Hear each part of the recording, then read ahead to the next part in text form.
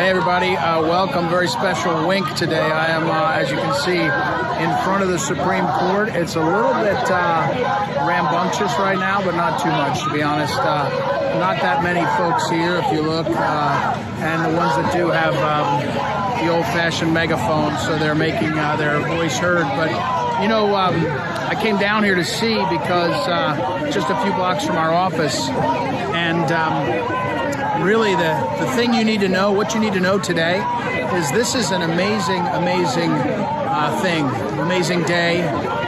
There's a lot that's going to unfold still, but you know, earlier I was speaking with John Schlafly, my colleague, and we're talking about what happened. And as he's pointed out, the decision that was leaked is what the decision was going to be and is likely to be. In other words, 5-4 was always the narrowest margin that a full repeal of Roe v. Wade would have been, and so that's what we found out. It's, you know, John Roberts, the reports back when there was a conference was that he was not really wanting to do a full reversal of Roe v. Wade and Doe v. Bolton and Casey.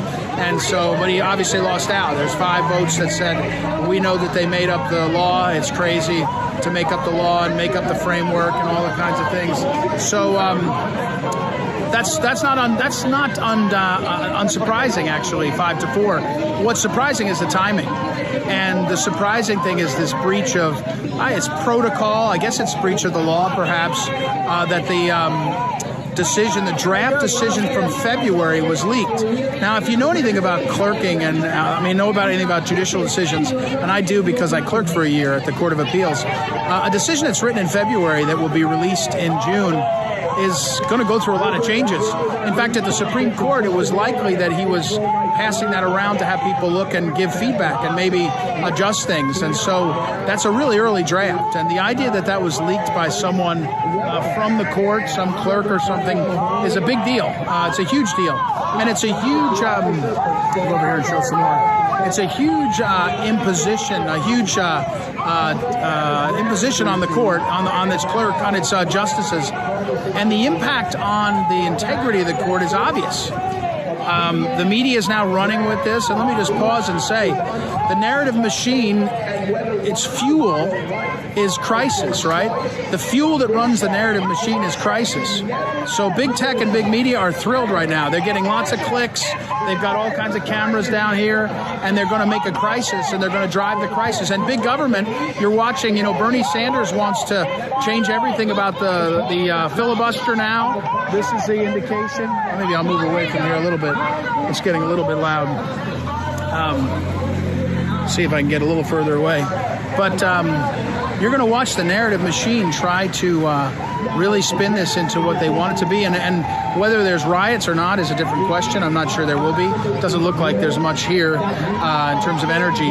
But it's obviously going to be a political football. And so what do you need to know today? The 2 things that have to happen. One is they have to get the decision out in a timely manner now. They have to go ahead and finish writing it. They have to get it out. They probably can't or shouldn't wait for June 30th. I'm not sure that they should release the Alito decision as the majority, as some people have called for, but they need to get it out. They need to not wait 6 or 8 more weeks. They just need to pull the Band-Aid off and get here. The second thing that needs to happen, and it won't, is they need to figure out who leaked this. They need to get to the bottom of that and find out who exactly it was that got the decision, got the opinion, and leaked it. They can find that out if they want. Our federal law enforcement could find that out if they want and hold someone accountable. But here's what you need to know. If they won't, the new Congress, if it's Republican, should have a select committee.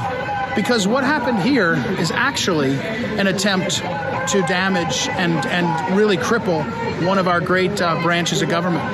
This conduct by an individual is pretty close to treasonous, in my opinion, at this moment in history, the way they're doing it. So we need to get to the bottom of it. So again, what you need to know today is it's an amazing day. For those of us that worry and concerned about life, it's an amazing day because Roe v. Wade was really made up. And as I've told you before, the book Abuse of Discretion by Clark Forsyth it shows that the justices and the clerks made up all of it. They made up the framework. They made up the idea. They just decided they wanted to get abortion protected, and they did it. And 50 years later, as Clark Forsythe said on a recent podcast with me, it's almost a miracle that we kept the issue alive, because there were times where it looked like the courts would totally shut it down. And so here we are. That terrible case, Roe v. Wade, is gone. Casey is gone. Hopefully, by the way, it hasn't been actually promulgated. But that should be a cause of great optimism for America. Now the question is, can we hold our institutions together in the face of the narrative machine that wants to drag them all down? It's a real question, and we have to be willing to go ahead and fight to protect them. So there you have it. By the way, right over here, can you see it? Is the Capitol is behind those trees. So, all right, everybody, that's what you need to know. Please like and share, pass it on to others, and we will talk soon.